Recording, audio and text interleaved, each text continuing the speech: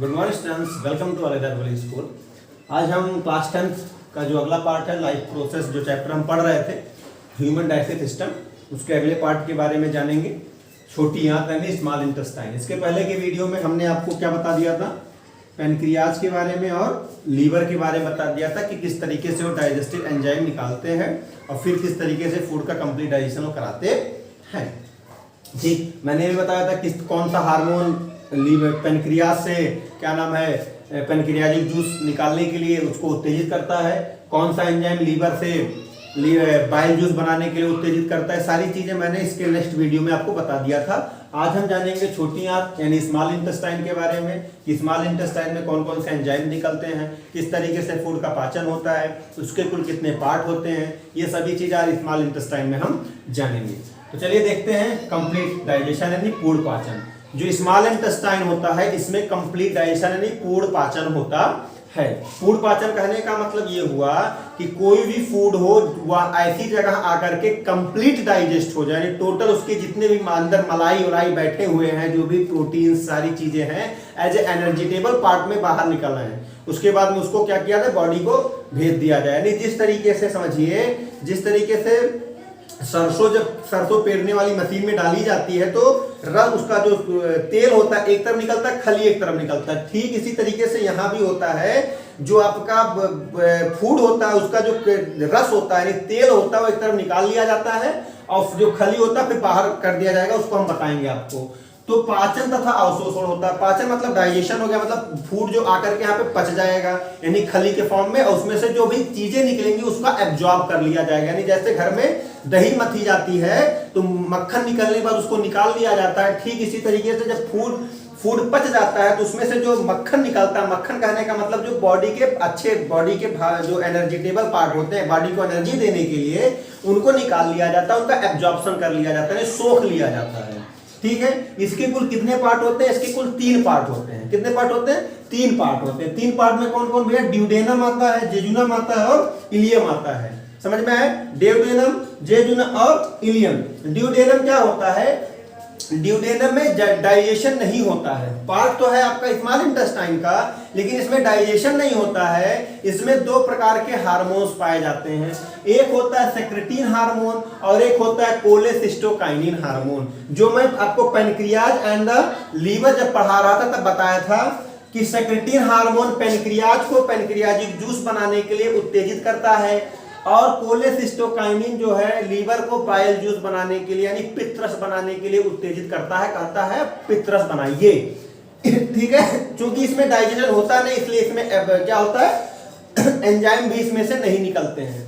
लेकिन ये ध्यान रखिएगा, जो ये पैनक्रियाज होता है और जो ये लीवर होता है, ये दोनों जब जूस बना लेते हैं और फूड जब इसमें आता है तो ड्यूडेनम में आता है, और ये लोग जो भी फूड में जो भी एंजाइम छोड़ते हैं वो ड्यूडेनम वाले ही पार्ट में छोड़ते हैं, लेकिन इसमें डाइजेशन नहीं होता है, वो छोड़ भर देते हैं, कोई डाइजेशन नहीं। अब जब फूड आगे बढ़ेगा, ये कुछ सी आकार का, ड्यूडेनम आपका सी आकार का होता है, फूड जब आगे बढ़ाएगा तो ज्यूजेनम होता है। ये क्या करता है, क्योंकि जब फूड में सारे एंजाइम छोड़ दिए गए पाचक एंजाइम, तो उनको मिलाना है सही से, तो फैलने के लिए उनको जगह चाहिए।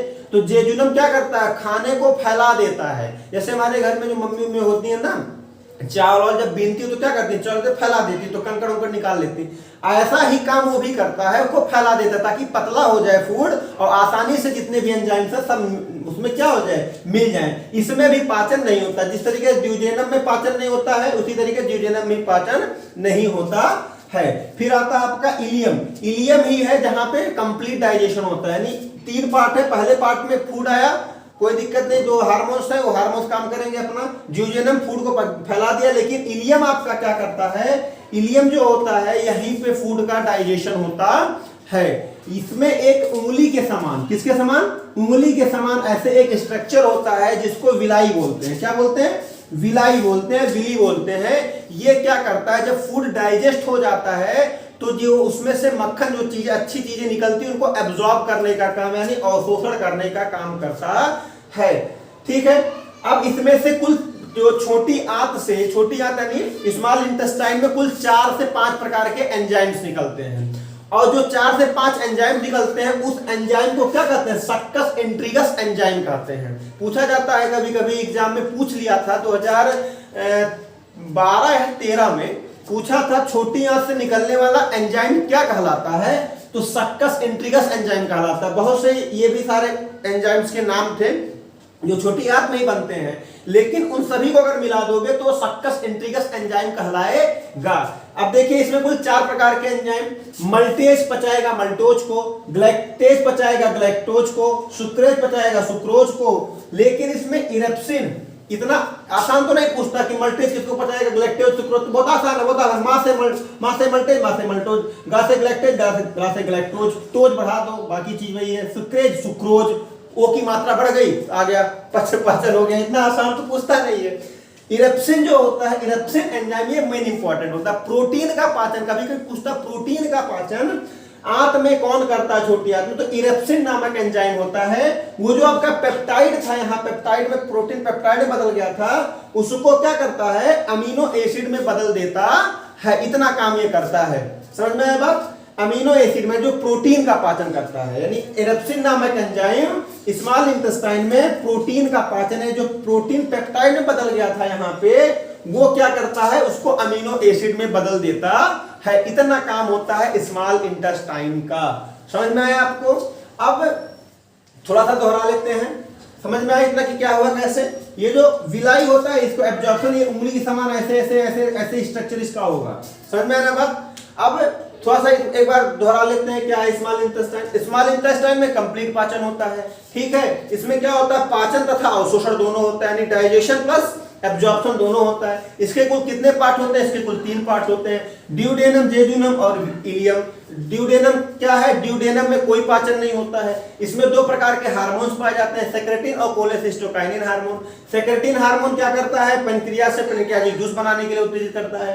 कोलेसिस्टोकाइनिन क्या करता है, लीवर से बाइल जूस बनाने के लिए उत्तेजित करता है। इसमें कोई एंजाइम निकलता है, नहीं निकलता, पाचन नहीं होगा तो भैया एंजाइम कहां से निकलेगा। ज्यूजेनम का काम क्या है, ज्यूजेनम क्या करता है, जो फूड आता है एंजाइम यहाँ छोड़े गए एंजाइम से मिला करके उनको फैलाने का काम करता है, ठीक है। इलियम क्या करता है, इलियम में पाचन तथा अवशोषण दोनों होता है। इसमें कुल 3 से 4 प्रकार के एंजाइम निकलते हैं, उस एंजाइम को क्या कहते हैं, सक्कस इंट्रीगस एंजाइम कहते हैं। इसमें मल्टेज होता है, मल्टोज को पचाता है, ग्लैक्टेज ग्लैक्टोज पचाता है, सुक्रेज सुक्रोज पचाता है। लेकिन इसमें इरेप्सिन बहुत इंपॉर्टेंट एंजाइम होता है, जो पेप्टाइड को किसमें अमीनो एसिड में बदल देता है, यानी उसका पाचन कर देता है। आई होप आपको पूरा समझ में आए होंगे। ये सारे चीज अब कंप्लीट डाइजेस्ट हो चुका है फूड। अब आपका फूड जो बचेगा यानी अधपचा भोजन, वो लार्ज इंटेस्टाइन में जाएगा। इसमें सब चीज का पाचन हो गया था, केवल एक चीज का, किसका, वाटर का पाचन, यानी वाटर का डाइजेशन नहीं हुआ था, ठीक है। अब उसका डाइजेशन लार्ज इंटेस्टाइन में होगा, वो हम नेक्स्ट वीडियो में बताएंगे कि लार्ज इंटेस्टाइन में किस तरीके से डाइजेशन होता है, ठीक है। ये आपका लार्ज इंटेस्टाइन रहेगा, ऐसे बना हुआ, इसमें इसका डाइजेशन होगा, ठीक है। इसके बाद हम नेक्स्ट वीडियो में टोटल बता देंगे कि लार्ज इंटेस्टाइन में किस तरीके से डाइजेशन होता है, उसमें रेक्टम क्या होता है, अनस क्या होता है, सारी चीजें बताएंगे। ये फिर उसके बाद में आपका यहीं पे क्या हो जाएगा, वीडियो जो आपका ये ह्यूमन डाइजेस्टिव सिस्टम वो कंप्लीट हो जाएगा। टोटल इस हफ्ते आपका human digestive system notes complete हो जाएगा, फिर आपको हम बताएंगे। Thank you.